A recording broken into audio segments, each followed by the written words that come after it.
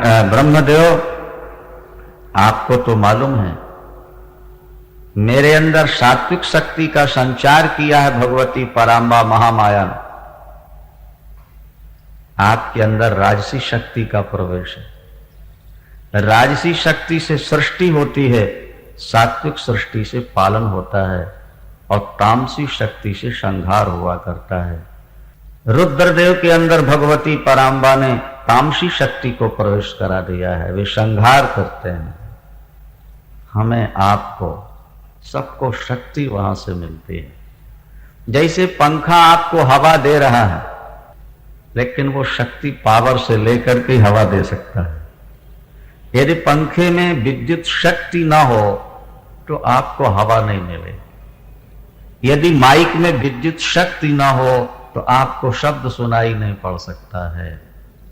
वक्ता जो कुछ बोल रहा है, अपनी आवाज को इतनी दूर तक भेज रहा है, उसके मूल में विद्युत शक्ति है। इसी तरह ब्रह्मदेव हमारे आपके और शंकर के अंदर भी महामाया भगवती पराम्बा की ही शक्ति विद्यमान है, जिसके द्वारा हम लोग तत्त कार्य कर रहे हैं। आप जानते ही हैं कि जब मैं सो गया था, मधु और कैटभ राक्षस को मैं मारने के लिए चले थे, योग निद्रा ने ही मुझे जगाया था। जब मेरा सिर कटकर अलग हो गया था तो महामाया की कृपा से ही आपने सिर को घोड़े का सिर लगाकर मुझे हयग्रीव बनाया था। शौनकादि ऋषियों ने सूत जी से पूछा, भगवान मधुकैटभ की कथा तो हमने सुनी है, लेकिन भगवान विष्णु का सिर कट गया अब फिर उनको घोड़े का सिर लगा, ये बात तो हमने आज तक कभी सुनी नहीं। यदि हो सके तो कृपा कर हमें सुना दीजिए, भगवान का सिर क्यों कटा, कैसे कटा और फिर घोड़े का सिर कैसे लगा। 24 अवतारों में हयग्रीवावतार है। जैसे नरसिंह अवतार है ना, तो नरसिंह में धड़ तो नर का है और सिर सिंह का है, नर सिंह। इसी तरह हयग्रीव अवतार है भगवान का, जहां उनका धड़ तो नर का है लेकिन सिर घोड़े का है, और हयग्रीव कहलाते।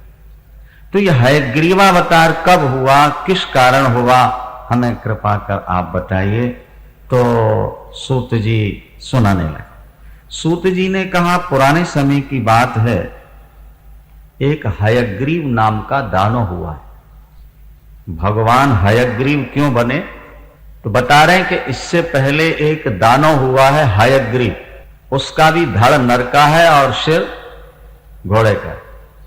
हयग्रीव दानव ने भगवती पराम्बा की आराधना करके 10,000 वर्षों तक निराहार निर्जला व्रत उसने किया और तप किया था। भगवती का तप करने से उस हयग्रीव के अंदर शक्ति आई। विल पावर अगर आपको चाहिए, ऊर्जा और एनर्जी की आपको जरूरत है, तो कोई भी हो जो पराम्बा भगवती का चिंतन करेगा, उसके अंदर एनर्जी ऊर्जा एकदम प्रविष्ट हो, तेजी से। जैसे सूर्यकांत मणि होती है, आया है, जैसे एक आतशी शीशा होता है, सूर्य के सामने रख दो और पीछे रुई रख दो, 1 मिनट में आग लग जाएगी रुई के। उस शीशे के अंदर किरणों को केंद्रित करके छोड़ने की एक विलक्षण शक्ति है। सामान्य रूप में रुई रखी है, कहीं आग नहीं लगती। मई जून में भी आप बाहर रुई रख दीजिए, पड़ी रहेगी ओपन में सारा दिन, आग नहीं लगती। लेकिन वो शीशा रख दीजिए सूर्य के सामने और पीछे रुई, 1 मिनट में आग पकड़ सूर्य की किरण। इसी तरह से आप दुनिया के देवी देवताओं का चिंतन करते रहिए, वो शक्ति आपको नहीं मिलेगी जो शक्ति आपको शक्ति की आराधना से प्राप्त हो जाएगी। भगवती पराम्बा शक्ति की आराधना डायरेक्ट कनेक्शन है, यह समझ लीजिए, सीधा सीधा आपके जीवन से शक्ति का जुड़ जाना। तेज पुंज ही भगवती का स्वरूप है। आगे आप सुने कि महिषासुर के प्रसंग में एक एक देवता महिषासुर से लड़ते रहे और सब क्रमशः पराजित होते रहे। सभी देवता पराजित हो गए हैं। सामान्य देवताओं की बात तो छोड़ दीजिए, ब्रह्मा विष्णु शंकर भी महिषासुर से पराजित हैं। और तब देवताओं ने विचार किया कि अगर कोई बोझा एक व्यक्ति से ना उठे तो क्या करते हैं लोग? दो मिल जाते हैं, दो से ना उठे 3 लगते हैं, 4 लगते हैं।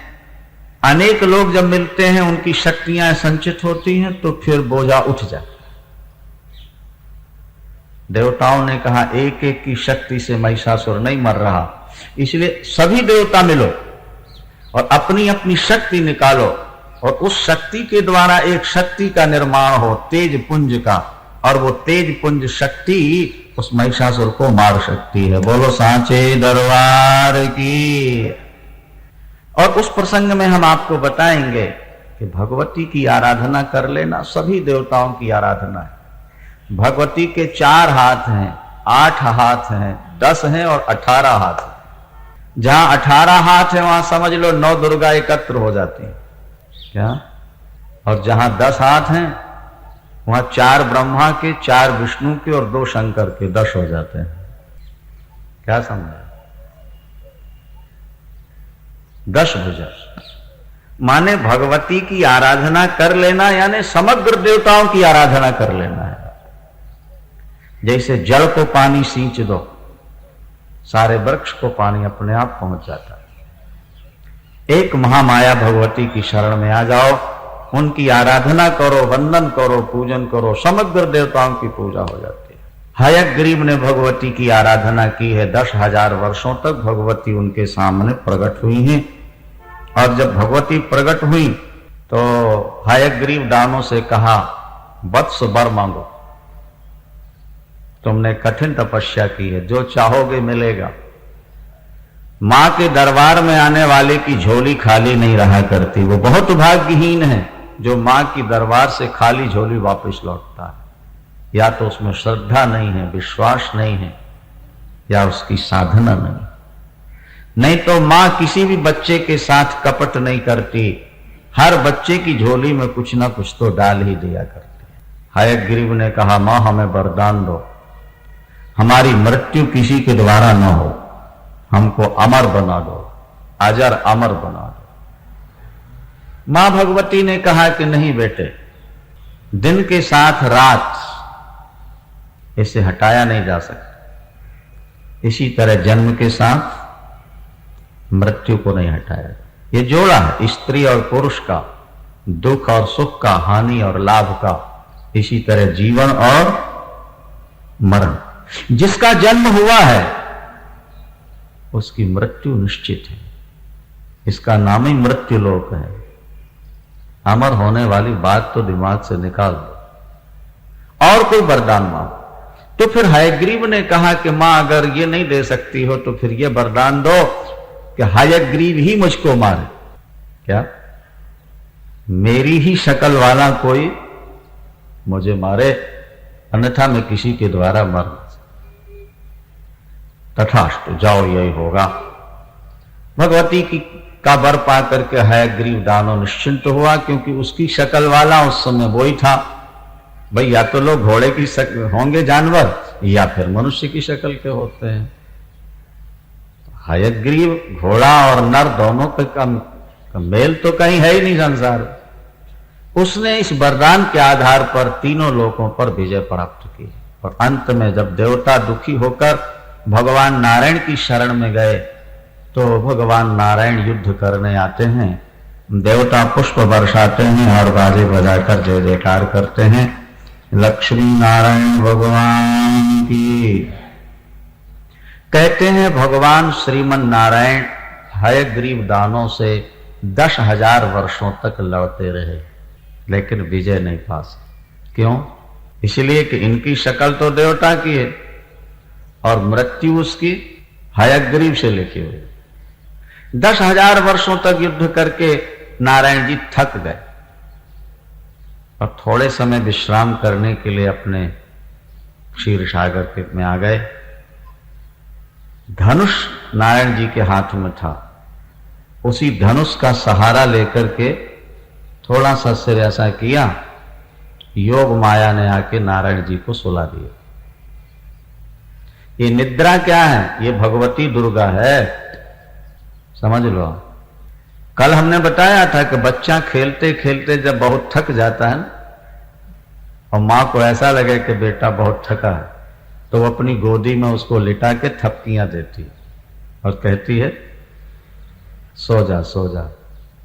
अरे परीक्षाओं के दिनों में जब रात भर बच्चा जागता है ना और मां उठ के देखती है तो उसके हृदय में पीड़ा होती है। वो कहती है काका थोड़ी देर के लिए, बेटा थोड़ी देर सो लो।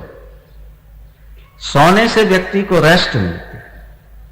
इसलिए भी लिखा हुआ है शास्त्रों में कि सोते हुए व्यक्ति को जगाना नहीं चाहिए। सोते को जगाना पाप।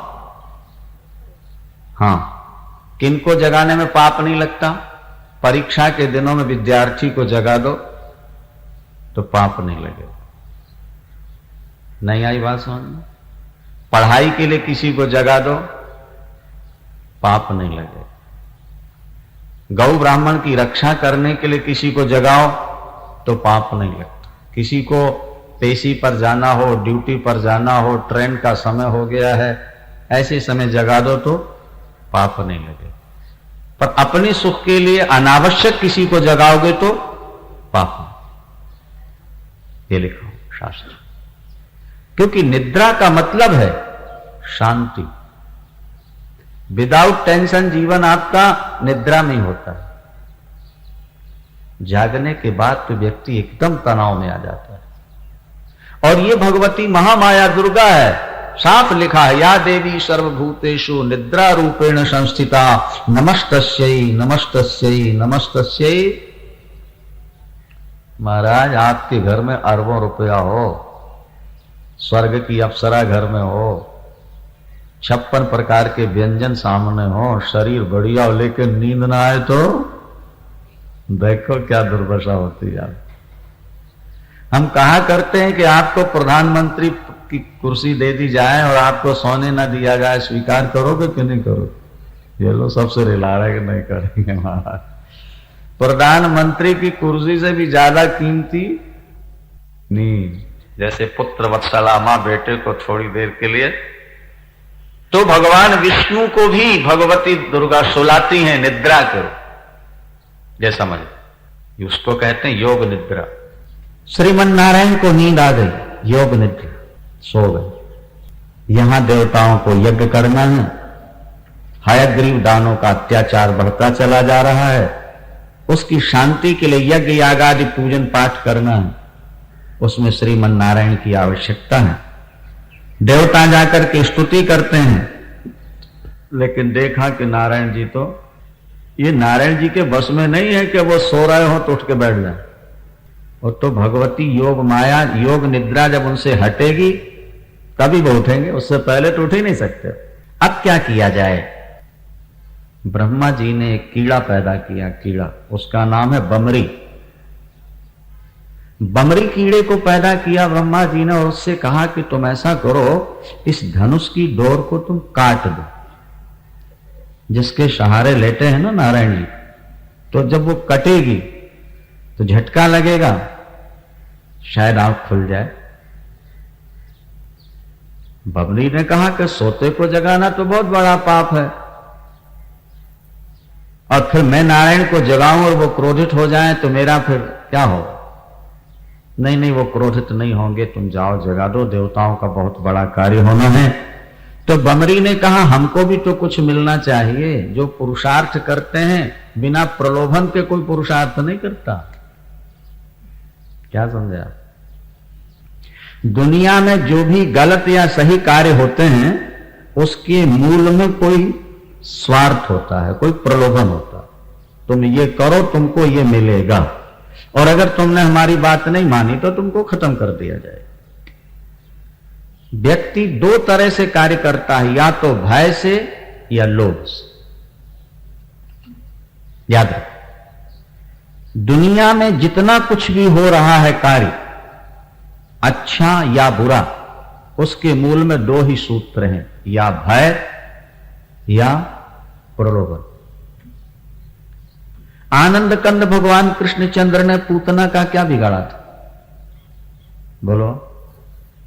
फिर वो जहर पिलाने क्यों आ गई?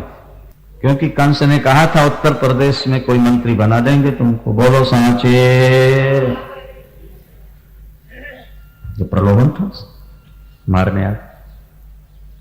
मारीच के सामने रावण पहुंचा और कहता है मृग बन जाओ।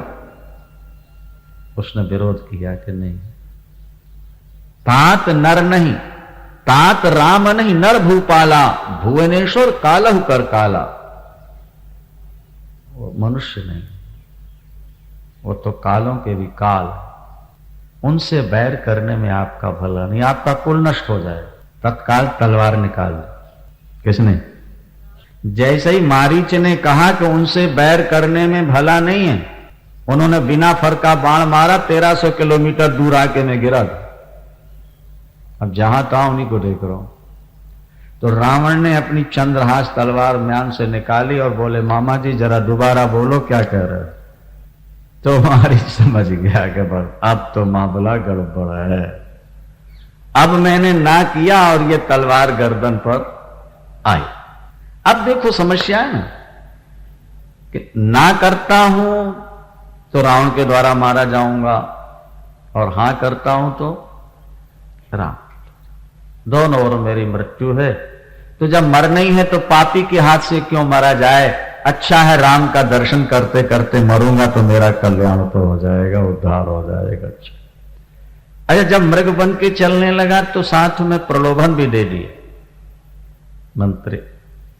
मामा जी यदि आपने ये कार्य कर दिया और मैं सफल हो गया तो आपको लंका में सर्वोच्च पद दे दिया जाएगा। बोलो सियावर। दुनिया में जितने कार्य होते हैं याद रखिएगा, या तो भय से या प्रलोभ से, तीसरा कोई हेतु। बमरी कीड़े ने कहा कि मैं धनुष तोड़ूं तात मुझे क्या मिलेगा। देखो लोग ऊपर से भले त्याग की बात करते रहे कि हमें कुछ नहीं चाहिए, लेकिन हर व्यक्ति का कुछ ना कुछ स्वार्थ तो होता ही है, उसके बिना कार्य नहीं होता। भाई ये भी तो एक स्वार्थ है कि मेरा यश होगा, दुनिया पुण्य लाभ होगा लोग, ये भी तो एक स्वार्थ। ब्रह्मा जी ने उसको दिया। ऑफिसर लोग आज यही तो कहते हैं, बोले जब वो भी लेते रहे तो हमें लेने में क्या आपत्ति। इसलिए वो कहते हैं हमारा लाओ, हमारा हक लाओ। यद्यपि वो हक नहीं है, वो तो शुद्ध बेईमानी है, लेकिन वो अपना हक समझते हैं। हक तो वो है जो सरकार ने निश्चित कर दिया है। बमरी ने कहा हमें क्या मिलेगा, तो ब्रह्मा जी ने कहा कि हम तुम्हें कुछ दे रहे। क्या? हवन करते समय जो सामग्री नीचे गिर जाए वो तुम्हारा हिस्सा होगा, वो तुम्हारा हक होगा। हवन करते जो सामग्री आग के बाहर आ जाए, कुंड के बाहर गिर जाए, उसे उठाकर दोबारा आग में कभी नहीं डालना चाहिए, उससे दोष लगता है। जो वहां हवन करते नीचे गिर गया वो हिस्सा बमरी का। आजकल तो लोगों ने सुनना ही छोड़ दिया ना, तो पता क्या लगे। आजकल हवन करने वाले सूट बूट पहन करके महाराज कमर में चमड़े का पट्टा वट्टा पहन के नाश्ता वाश्ता करके और जूठे मुंह आके बैठ के हवन करना शुरू कर देते। स्त्रियां शुद्ध हैं अशुद्ध हैं, एक दूसरे को छू रही हैं गंदगी में और लेकर पूर्णाहुति डाल रही। ये सारी आहुतियां राक्षसों को जाती हैं, देवताओं को नहीं पहुंचा करती। उससे राक्षसों की वृद्धि होती है, देवताओं की। जिसका एड्रेस गलत हो जाएगा वो पत्र लक्ष्य तक पहुंच नहीं सकता, जिसकी विधि गलत हो जाएगी उसका फल देवताओं तक पहुंच नहीं सकता। लेकिन आज व्यक्ति सुनना ही नहीं चाहता, मानेगा नहीं, क्या करो। आज तो कहीं भी हवन हो रहा, पूर्णाहुति में सब उठ के खड़े होकर हवन करने लगता है। वहां कोई स्त्री अपवित्र भी बैठी है तो बेचारी लोक लज्जा के कारण वो भी हवन कर देगी, नहीं करेगी दूसरे छुएंगी वो हवन करेंगे, सारा गोलमाल हो जाता, कोई फल नहीं। इसी तरह आरती की परंपरा भी गलत है। ये सेठ लोग सबका हाथ पकड़ते, तुम हवन करो, आरती करो, तुम आरती करो। बिल्कुल नहीं होना चाहिए। जिसको आरती करना हो एक दिन पहले उसको बताओ कि कल आपको आरती करना। वो कम से कम नहा धो करके साफ सुथरा होकर के क्या सीधा आए और फिर आरती करे, उसका फल होगा। एक व्यक्ति स्मशान से आ गया है सीधा कथा में और आपने हाथ पकड़ा, बोले हम आरती कर दो, बेचारा आरती कर रहा है, उसका पुण्य मिलेगा आपको कि पाप लगेगा, ये बताइए ना। अभी आप महाराष्ट्र में जाइए, गुजरात में जाइए, वहां माइक से घोषणा की जाती है, जिसको आरती करनी हो अपना नाम लिखा है। वो वहां तो आरती करने वालों के द्वारा बहुत कुछ चढ़ाया जाता है, तब आरती करने को उनको अवसर मिलता है। और फिर वो लोग शुद्ध पवित्र होकर के, नहा धो करके, आज हमको आरती करनी है, आज हमें मां की आरती का सौभाग्य मिल रहा है, आज हमें भगवान की आरती का सौभाग्य मिलेगा, तो वो पवित्र होकर के आते हैं। क्या समझा? अब फिर आरती करते उसका विशेष फल होता है। तो थोड़ा सा पवित्रता का ध्यान रखना बहुत जरूरी है। आज हमारे यहाँ की जो सनातन परंपरा की पवित्रता थी वो नष्ट होते चले जा रही। विधि से काम करोगे उसका तत्काल फल प्राप्त होगा। बोलो सांचे दरबार की। महाराज बमरी कीड़ा ने क्या किया, अब उसको प्रलोभन भी मिल गया, तो महाराज उसने जाकर के वो धनुष की जो डोर थी ना उसको काटा, और जैसे ही डोर को काटा, कटने के बाद वो डोर एकदम गले में लपटी और ऐसा झटका लगा कि नारायण का सिर कट के एकदम गायब। हाहाकार मच गया, सूर्य की प्रभा क्षीण हो गई, तेज क्षीण हो, पृथ्वी में कंपन होने लगे, दिशाओं में, दसों दिशाओं में साए साए की आवाज आने लगी। सारे देवता घबरा, हम क्या करने जा रहे थे और क्या हो गया। कभी कभी उद्देश्य अच्छा होता है लेकिन कार्य गलत हो जाता है। त्राही त्राही मच गई, नारायण जी का धड़ तो पड़ा है और सिर का पता नहीं कहां से गया। ब्रह्मा जी भी घबरा गए, सभी देवता घबराए, अब क्या किया जाए, क्या किया जाए। ब्रह्मा जी ने विचार किया, पराम्बा भगवती महामाया दुर्गा ही संसार का शासन करती हैं, वही सबके अंदर विद्यमान है। हर वस्तु में शक्ति है, बिना शक्ति के अग्नि में जलाने की शक्ति है, जल में मधुरता शक्ति है, मिश्री में मिठास शक्ति है, पवन में ऑक्सीजन शक्ति है। बिना शक्ति के तो कुछ है ही नहीं, विश्व में जो है सब में शक्ति। और अरे कीड़ा जो है वो चल रहा है, उसमें भी शक्ति है। बिच्छू आपको डंक मारे, जहर चलता, वो भी एक शक्ति है। सांप काटता है, वो भी एक शक्ति है। शक्ति के बिना कुछ नहीं। ब्रह्मा जी ने सोचा पराम्बा भगवती शक्ति ही सबके अंदर विद्यमान है, और उनकी ही इच्छा से सब कुछ हुआ है, उनकी शरण में चलो, उनकी स्तुति करो, वही सब बताएंगी इस रहस्य का कारण क्या है, ये सब कुछ कैसे हुआ, क्यों। ब्रह्मा जी ने हाथ जोड़ लिए, सभी देवताओं ने हाथ जोड़ लिया है, और सबके सब देवता मिलकर स्तुति करने लगे। उस समय वेद सामने आ गए हैं, वेदों ने स्तुति की है। वेदों ने कहा आप महामाया हैं, जगत का पालन, जगत की उत्पत्ति और संहार आपकी शक्ति से ही हो रहा है। मां, आपकी महामहिमा को ब्रह्मा विष्णु और शंकर भी नहीं समझ पाते हैं। हम आपके चरणों में बार बार प्रणाम करते हैं।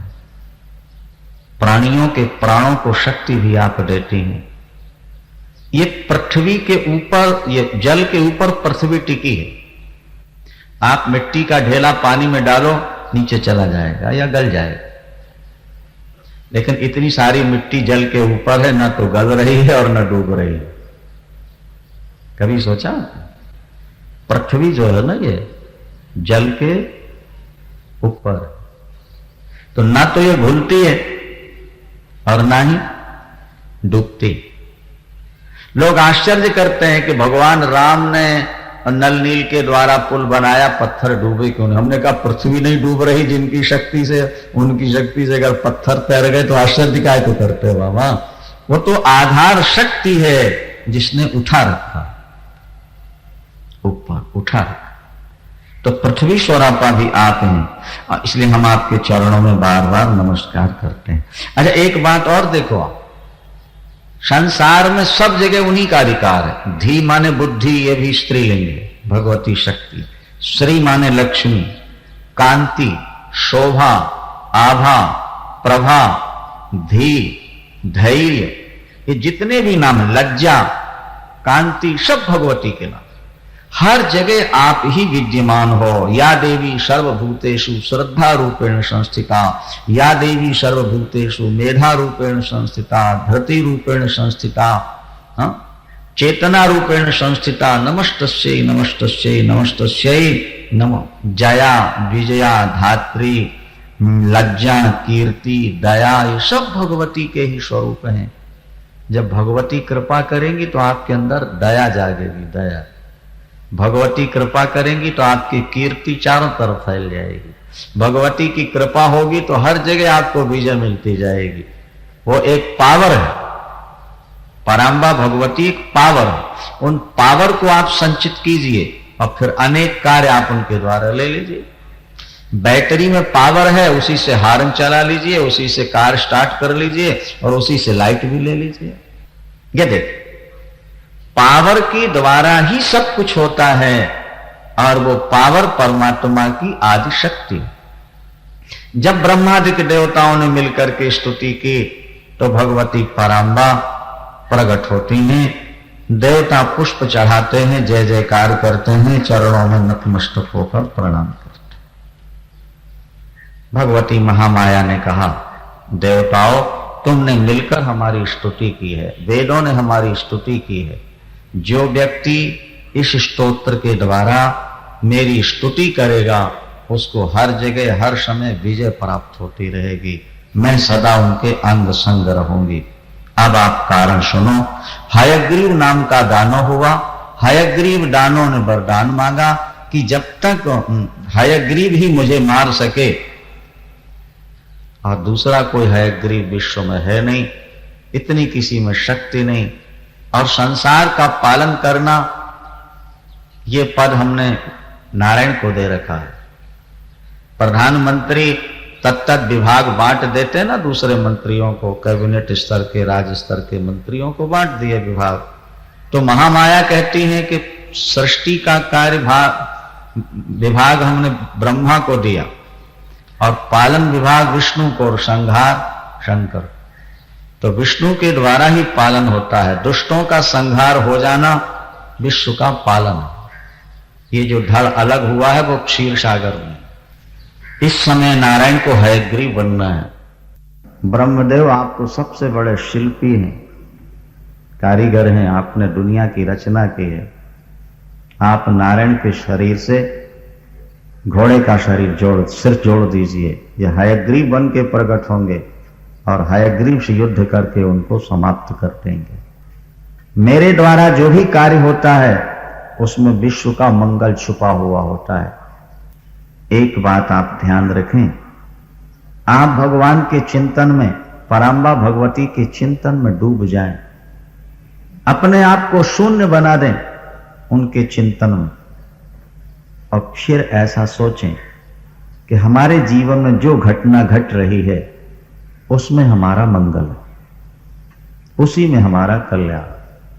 परमात्मा के द्वारा, पराम्बा के द्वारा जो भी विधान होगा उसमें हमारा मंगल छुपा होगा। माता पिता गुरु के द्वारा जो भी होगा उसमें हमारा मंगल होगा। इसलिए जब कैकेयी अम्बा ने भगवान राम के लिए वनवास मांगा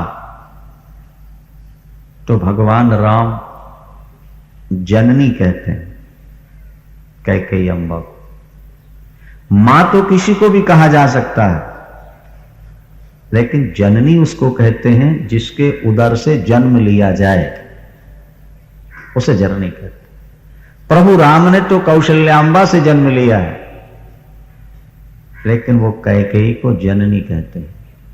सोन जननी सोई सुत बड़ भागी,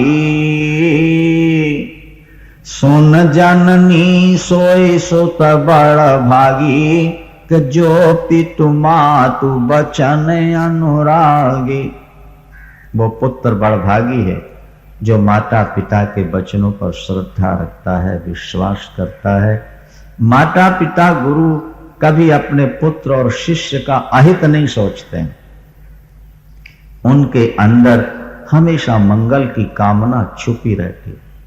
ऊपर से माता पिता गुरु शिष्य पुत्र को डांट भी देते हैं, लेकिन इन तीनों के हृदय में अपने पुत्र और शिष्य के प्रति सदा मंगल की कामना रहती है। आप जो करती हैं मां मेरे लिए उसी में मंगल है। और प्रभु राम चले गए। अगर न जाते, अधिकार के लड़ने लगते तो रामायण की रचना ना हो पाती। घर घर में रामायण पढ़ी न जाती। कैकेयी अम्बा के वचनों को मानकर प्रभु चले गए, रावण को मारा और राम राज्य की स्थापना हुई। तो आज घर घर राम की पूजा हो रही है। माता पिता गुरु जो करेंगे उसमें शिष्य पुत्र का मंगल होगा। एक भावना मन में दृढ़ हो जाए तो जीवन में व्यक्ति का उत्थान हो जाए, कल्याण हो जाए। जब सामान्य जननी भी अपने बेटे का अकल्याण नहीं सोचती, तो जिसका नाम जग जननी है, जो सारे जगत को जन्म देती है, सारे जगत की अम्बा है, वो पराम्बा भगवती हमारा कभी नुकसान नहीं करेंगी। कोई ऐसा विधान नहीं करेंगी जिसमें हमारी हानि। यदि हमको प्रत्यक्ष कुछ नुकसान दिखाई भी दे रहा हो, तब भी ऐसा मानना चाहिए कि इस नुकसान के पीछे लाभ छुपा हुआ है। बोलिए सांचे दरबार की। कभी कभी ऐसा लगता है जीवन में, जब हमें लग रहा होता है कि हमारा नुकसान हो रहा है, लेकिन उसके पीछे फायदा है, उसके पीछे भला है। पहले भी हमने आपको सुनाया है, एक सोल्जर साल के बाद 1.5 महीने की छुट्टी, 2 महीने की छुट्टी में अपने घर आ रहा था। समझो जब उसने अपनी पत्नी के लिए एक साड़ी खरीदी, बड़ी चटकदार, रंग कच्चा था, लेकिन गरीब था। उसने सोचा चलो कम से कम 2-4 दिन तो पहन के खुश हो लेगी वो। धोने के बाद तो रंग उसका निकलेगा ना, फीकी पड़ेगी। ज्यादा पैसे थे नहीं, परिवार बड़ा, गरीबी अधिक।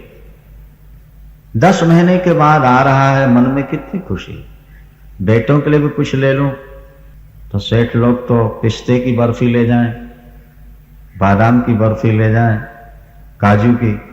वो गरीब ने पतासे ले लिए बेचारे ने थोड़े बच्चों के लिए। समझ में आई बात कि नहीं? पतासे ले लिए और कच्चे रंग की साड़ी। पतासे और वो दोनों उसने थैला में रख लिए। स्टेशन से उतर के जब जा रहा था घर की ओर, बड़ा प्रसन्न था। 10 महीने बाद बच्चों को देखूंगा, पत्नी को ये साड़ी दूंगा, बच्चों को पताशे दूंगा, खुश। महाराज एक छोटा सा बादल का टुकड़ा आया और ऐसी भयानक वर्षा हुई कि वो पतासे और साड़ी दोनों मिलकर के देखो पतासे और साड़ी का रंग था कच्चा और उसी में थे पतासे। वाह, चाशनी में लपट गई साड़ी, समझ लो, तो सारा रंग फैल गया। वो भगवान को गालियां देने लगा। अरे ईश्वर, तेरे विधान में कोई न्याय नहीं। तू किसी को अरबों देता है, किसी को पेट भरने को भी नहीं देता। तू किसी के जीवन में खुशियां उड़ेल देता है, तो किसी को तू घंटे भर भी खुश नहीं रहने देता। तेरी सृष्टि में कोई विधान नहीं, कोई नियम नहीं, तेरे अंदर दया नहीं है। गालियां दे रहा था। अरे 1 घंटे और न वर्षा करता तो मैं घर तो पहुंच जाता, फिर बरस लेता जितना बरसना। काहे को मेरी खुशी छीन ली? लग रहा ना भगवान हमारे साथ अन्याय कर रहा है? बोलो। लेकिन वो अन्याय न्याय के रूप में कब बदल गया? आगे बढ़ा ही था कि वहां डाकू खड़े हुए थे, बंदूकें ले, खड़े रहो, आवाज। ये सोल्जर था, दौड़ने में एक्सपर्ट, और उन्होंने आवाज लगाई और ये भाग।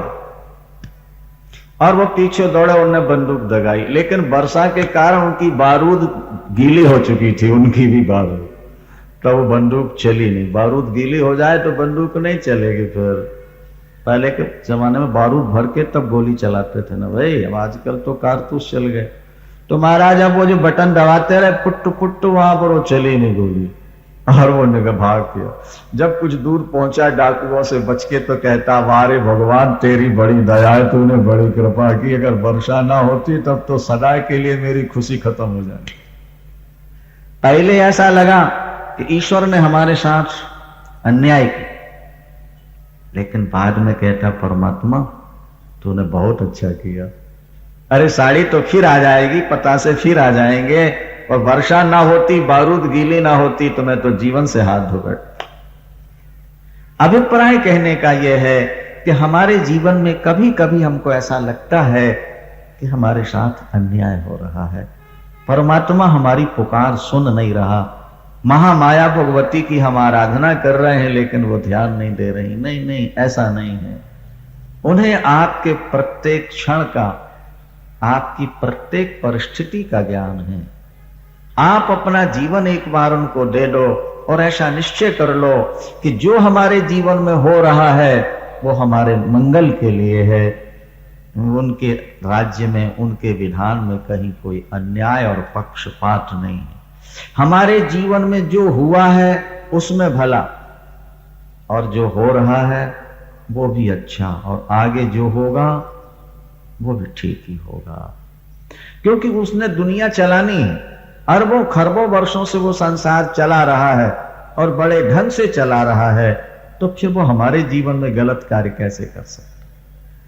महाराज जैसे घोड़े का सिर काट के ब्रह्मा जी ने नारायण को लगाया, नारायण जी उठकर खड़े हो गए।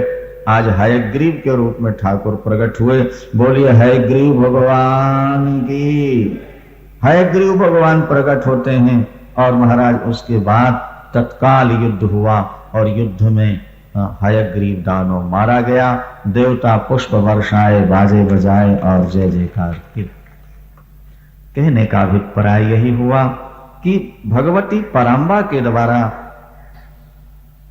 नारायण को भी शक्ति दी जाती है, ब्रह्मा और शंकर को भी शक्ति वो देते हैं। विल पावर जो है ना, आद्या शक्ति, इनका नाम ही शक्ति है। महामाया, भगवती दुर्गा, चंडिका, अनेक नाम, लेकिन मूल में वे महाशक्ति, महाशक्ति। इसी तरह से मधु और कैटभ, इनकी भी कथा थोड़े संक्षेप में आप सुने, पहले भी सुन चुके होंगे। नारायण जी की नाभि से कमल प्रकट होता है और कमल के ऊपर ब्रह्मा। बड़ी सुंदर बात है, थोड़ा ध्यान से समझने का प्रयास करें। नारायण जी की नाभि से कमल और कमल के ऊपर ब्रह्म, चारों ओर जल ही जल है। ब्रह्मा सोच रहे थे कि मुझे किस लिए पैदा किया गया है, मुझे बनाने का उद्देश्य क्या है, और मुझे बनाया किसने, कब किया। उससे मालूम हो गया कि भगवान विष्णु ने मुझे बनाया है और आगे सृष्टि का कार्यभार मुझ पर सौंपा जाएगा। इतने में देखा उन्होंने कि नीचे से दो दैत्य ऊपर आ रहे, कमल की डंडे के सहारे सहारे ऊपर आ रहे। उनका नाम है मधु और कैटभ। ये भगवान विष्णु के कान से पैदा हुए। विष्णु कर्ण मलोद्भूतौ, विष्णु कर्ण मलोद्भूत हैं। भगवान नारायण के कान के मैल से ये दोनों बन गए, मधु और कैटभ। और ये ब्रह्मा को मारने के लिए, खाने के लिए चले। अब इसका आध्यात्मिक अर्थ समझिए थोड़ा सा, क्या संकेत। मधु माने राग और कैटभ माने द्वेष। राग और द्वेष। मधु शब्द का अर्थ है मीठा और कैटभ शब्द का अर्थ है काटने वाला, चुभने वाला, वो कैटभ। तो राग तो मीठा लगता है और द्वेष चुभता है, काटता है दिल को। मधु और कैटभ। और ये कहां से पैदा हुए हैं? बोलो भाई, कान से। हमारे जीवन में जो राग और द्वेष पैदा हुए हैं ये कान से ही पैदा हुए हैं। किसी ने कह दिया आपकी तो बड़ी स्तुति कर रहा था, बड़ी प्रशंसा कर रहा था, बहुत तारीफ कर रहा था, आपके मन में राग पैदा हो गया। और किसी ने कह दिया लाला जी वो तो आपको कह रहे थे कि खा गया ये सब कुछ, ये तो महा बेईमान आदमी है, ये ऊपर ही ऊपर भगत बना हुआ है। आपके मन में क्या पैदा हो गया? कैटभ आ गया, कैटभ। मधु और कैटभ हमारी आपकी जिंदगी में बराबर पैदा हो रहे हैं। हर व्यक्ति की जिंदगी में मधु और कैटभ है, राग और द्वेष, ये है मधु और कैटभ, और जो कानों से पैदा हो। जब तक हम कानों से किसी की बुराई ना सुने द्वेष नहीं होगा, किसी की प्रशंसा ना सुने तो राग नहीं होगा, तो मधु और कैटभ। और ये दैत्य ब्रह्मा को खाने चले हैं, जरा समझ लो। ब्रह्मा है बुद्धि के अधिष्ठाता, ब्रह्मा है बुद्धि के अधिष्ठाता, जिसका संकेत है कि तुम्हारा जो राग और द्वेष है वो तुम्हारी बुद्धि पर हावी होता है, तुम्हारी बुद्धि को खा जाना चाहता है, नष्ट कर देना चाहता है। जो बुद्धि भगवान में लगनी चाहिए, भगवती में लगनी चाहिए, वो बुद्धि राग और द्वेष में फंस करके नष्ट हो जाएगा। ये देवी भागवत की कथा आपको संकेत दे रही है, आपकी जिंदगी में भी बराबर राक्षस पैदा हो रहे हैं। हमारी आपकी जिंदगी में महिषासुर पैदा हो रहा है, रक्त बीज भी हमारे अंदर है, शुंभ निशुंभ भी हमारे अंदर है। आगे आप सुनोगे विस्तार से भाई। तो मधु और कैटभ विष्णु के कान से प्रकट हुए हैं और जा रहे हैं किसको खाने के लिए? ब्रह्मा जी। अब ब्रह्मा घबरा गए, ब्रह्मा जी घबरा गए, इनको मारा नहीं जा सकता, जिंदगी में राग और द्वेष को मिटाया नहीं जा सकता बाबा, बड़ा कठिन है। जिसने अपनी जिंदगी में राग और द्वेष पर विजय पाली उसने परमात्मा का साक्षात्कार कर लिया, उसे परमा भगवती का दर्शन हो गया। गीता में भगवान कृष्ण ने घोषणा की है,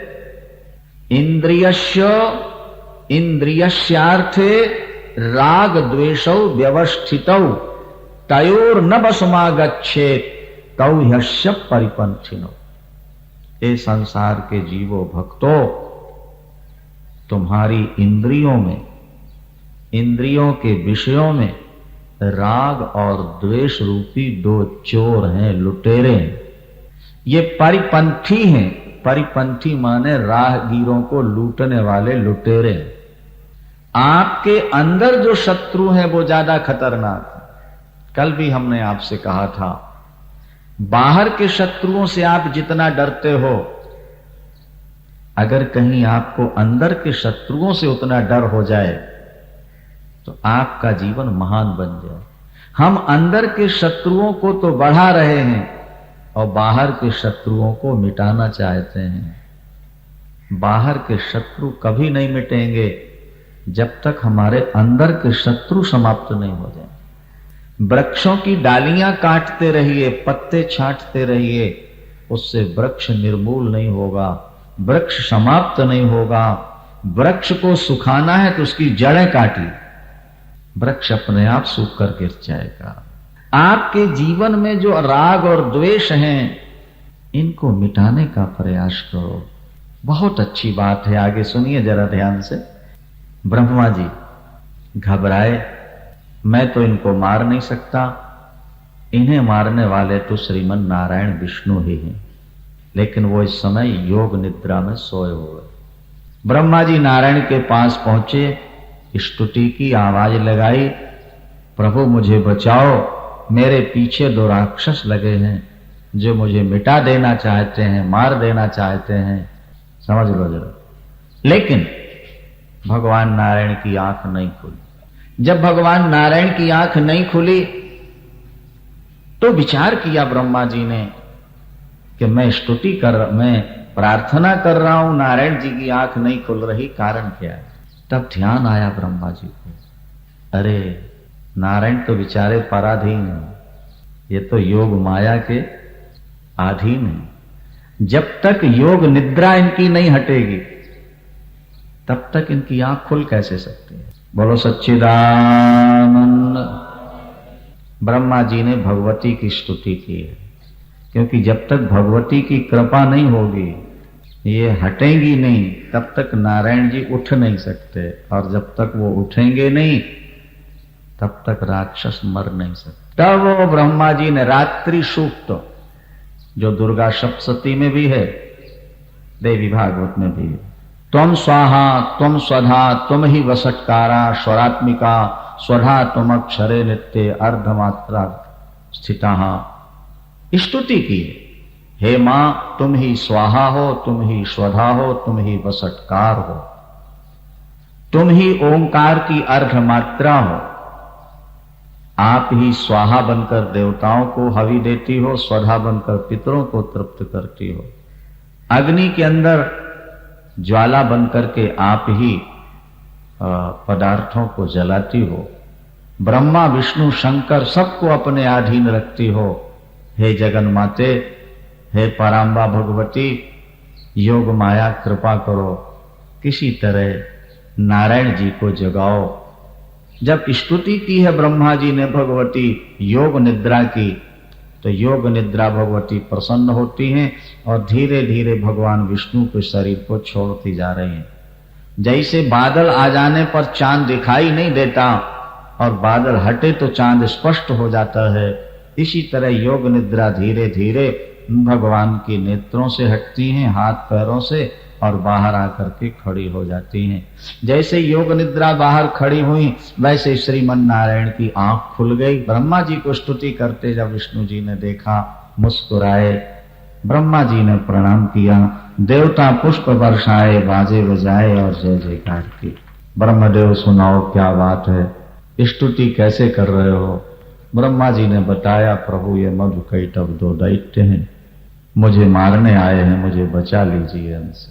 हम और आप भी रात्रि सूक्त का पाठ करें और भगवान से प्रार्थना करें कि प्रभु हमारे अंदर जो राग और द्वेष रूपी शत्रु हैं उनसे हमें बचाइए। हमारी बुद्धि इसी में लड़खड़ाई हुई है। हम संसार के राग और द्वेष में फंसकर कभी तो अपने प्यारे के चिंतन में डूब जाते हैं और कभी हम शत्रु के भय से भयभीत होकर के अपने मार्ग से विचलित हो जाते हैं। शास्त्र कहते हैं कि राग और द्वेष ये दोनों खतरनाक है। कबीर जी कहते हैं, कबीरा खड़ा बाजार में और सबकी मांगत खैर। कबीरा खड़ा बाजार में सबकी मांगत खैर, ना काहू सो दोस्ती और ना काहू सो बैर। अपना जीवन इस प्रकार का अगर आप बना सकते हो तो आपकी बुद्धि सदा शांत रहेगी। और जैसे निर्मल शांत जल में अपना प्रतिबिंब स्पष्ट दिखाई दे जाता है, इसी तरह जब बुद्धि आपकी निर्मल हो जाएगी तो आपको परमात्मा का, पराम्बा का, आत्मा का दर्शन स्पष्ट भासने लगेगा। ये बुद्धि हमारी शांत तभी होगी जब हमारे जीवन से मधु और कैटभ निकल जाएं, जब ये मारे जाएं। राग और द्वेष रूपी मधु कैटभ हमारी बुद्धि के पीछे पड़े हुए हैं। जिस बुद्धि के द्वारा हम परमात्मा को प्राप्त कर सकते थे, वो बुद्धि आज परिवार के प्यार में और शत्रुओं के द्वेष में उलझी पड़ी है। रात दिन उन्हीं के चिंतन में अपना समय खराब कर रहे हैं। ब्रह्मा जी बुद्धि के अधिष्ठाता हैं। ब्रह्मा जी ने स्तुति की थी नारायण की, नारायण जी खड़े हुए और मधु कैटभ से युद्ध प्रारंभ कर दिया है। भगवान के कानों से ही वो प्रकट हुए हैं और भगवान से ही युद्ध हो रहा है। थोड़ी देर की बात है, सुने जरा ध्यान से। यहां लिखा है, 5 वर्ष सहस्राणी बाहु प्रहरणो विभो तावप्यति बलोन्मत्तो देव माया विमोहितो। 5000 वर्षों तक भगवान विष्णु और मधु कैटभ का युद्ध होता रहा। हाँ जी, कितना? 5000। ये भी एक संकेत है, नहीं? हमारी जो 5 ज्ञानेंद्रियां हैं, रूप रस गंध स्पर्श और शब्द, ये जो 5 विषय हैं, इन्हीं के माध्यम से हम लड़ते रहते हैं। 5 वही 5000 वर्ष, इनकी शाखाएं 5000, लेकिन मधु कैटभ की मृत्यु नहीं हुई।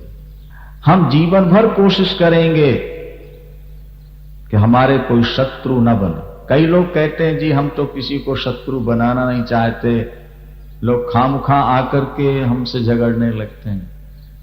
हम कहते हैं, नहीं बाबा, ऐसा नहीं। जब तक विषयों के प्रति आपके मन में राग है, तब तक आपके शत्रु और मित्र बनते रहेंगे, आप बनाना चाहो या न बनाना चाहो। क्या संसार के भोगों की जब तक मन में इच्छा है, तब तक आप शत्रु और मित्र से बच नहीं सकते। लाख उपाय। शत्रु और मित्र से बचना है तो एक ही रास्ता है, आप विषयों के राग से पीछे हट जाओ। जब आप विषयों के राग से हट जाओगे तो फिर